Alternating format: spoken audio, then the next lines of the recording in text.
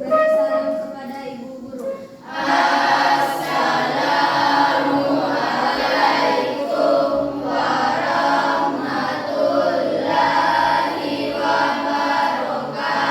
Waalaikumsalam warahmatullahi wabarakatuh. Beri hormat kepada Ibu Guru. Selesai. Duduk siap. Marilah kita membaca doa yang dipimpin oleh Trinovianti. Bismillahirrahmanirrahim. Rabbi zidni ilman. Amin. Hadir semua hari ini atau ada yang tidak hadir?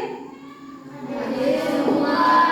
Ya, alhamdulillah. Semoga Allah senantiasa memberi kita nikmat kesehatan untuk tetap hadir di sekolah ini menuntut ilmu. Bagaimana kabarnya semua? Alhamdulillah, luar biasa. Tetap semangat. Allahu Akbar. Mari kita sama-sama menyanyikan salah satu lagu wajib nasional yang dipandu oleh Adin. Indonesia, tanah airku, di sanalah aku berdiri, jadi pandu ibuku. Hiduplah Indonesia Raya. Ada yang masih ingat materi yang lalu tentang materi apa? Ibadah dan tabayun. Ghibah dan Tabayun. Ada yang menjelaskan apa itu ghibah? Saudara sendiri. Ya, ghibah adalah membenjing saudara sendiri. atau menceritakan aib orang lain. Kalau tabayun, Mencari kebenaran sebelum menyebar informasi. jadi kita masuk ke ruksah dalam ibadah. Yang pertama, apa yang dimaksud dengan ruksah? Siapa yang mau jawab apa yang dimaksud dengan ruksah? Rukhsah adalah kemudahan yang diberikan Allah Subhanahu wa taala dalam menjalankan kewajiban sebagai seorang muslim. Yang kedua, mengapa Allah memberikan kemudahan dalam beribadah? Siapa yang bisa jawab? Ayo, Ya, silakan apa? sebagai bentuk kasih sayang Allah kepada hambanya sehingga tidak mengalami kesulitan dalam beribadah. Iya. Materi yang akan kita bahas hari ini yaitu rukhsah merupakan kemudahan yang diberikan oleh Allah kepada hamba-hambanya dalam melaksanakan kewajibannya sebagai seorang muslim. Jadi 3 tujuan pembelajaran yang akan kita capai hari ini. Yang pertama, peserta didik mampu menjelaskan pengertian rukhsah baik dari segi bahasa maupun istilah. Yang kedua, peserta didik dapat menyebutkan dan menjelaskan dalil-dalil yang terkait dengan rukhsah baik dari Al-Quran maupun Al-Hadis.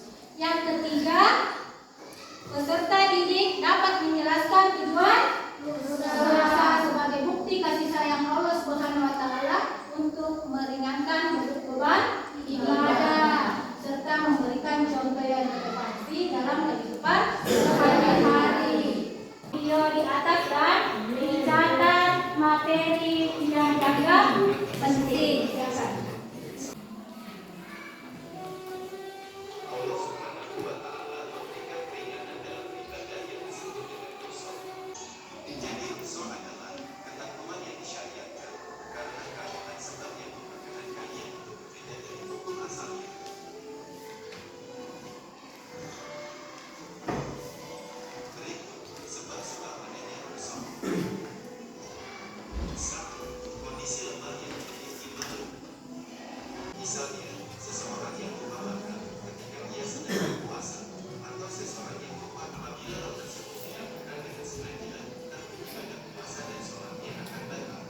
Rukhsah secara bahasa itu kemudahan atau keringanan. Sedangkan menurut istilah, keringanan hukum syariat yang diberikan oleh Allah kepada hamba. Tidak sembarang juga orang yang melakukan rukhsah, hanya dengan ketentuan-ketentuan yang berlaku atau syarat-syarat yang sudah ditetapkan yang mendapatkan rukhsah. Jadi dalil terdapat di dalam surah Al-Baqarah ayat 185. Silakan Sheila dibaca artinya yang ada di slide di atasnya. Barang siapa sakit atau dalam perjalanan, lalu ia berbuka, maka wajiblah baginya berpuasa sebanyak hari yang ditinggalkan itu pada hari-hari yang lain. Allah menghendaki kemudahan bagimu dan tidak menghendaki kesukaran bagimu. Dalil kedua terdapat di dalam surah An-Nisa ayat 101. Silakan Putri baca artinya Putri. Dan apabila kamu berpergian di bumi, maka tidaklah berdosa kamu mengkasar salat. Ada yang mau bertanya? Tidak. Sudah paham semua? Ya. Kalau sudah paham, ibu yang akan bertanya. Yang pertama, siapa yang mau jelaskan pengertian ruksa dari segi bahasa maupun istilah? Pengertian ruksa secara bahasa yaitu kemudahan atau keringanan. Sedangkan secara istilah ruksa adalah keringanan hukum syariat yang diberikan oleh Allah Subhanahu wa taala kepada hambanya dalam situasi tertentu, seperti dalam keadaan darurat atau kesulitan tanpa keluar dari syariat. Yang kedua, ada yang bisa menyebutkan dalil yang berkaitan dengan ruksa? Ya, silakan Sheila.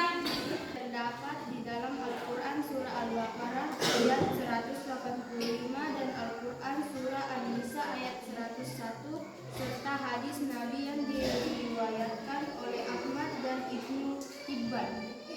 Kita kasus di atas atau masalah yang ada di atas. Silakan dibaca baik-baik dan dipahami. Sudah dibaca semua? Ya, betul. Sudah dipahami? Ya.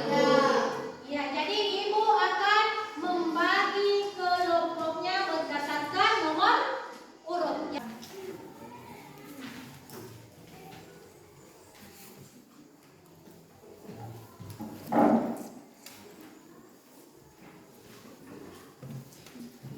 Dan pengerjaannya saya kasih waktu 30 menit dari sekarang. Silakan dikerjakan.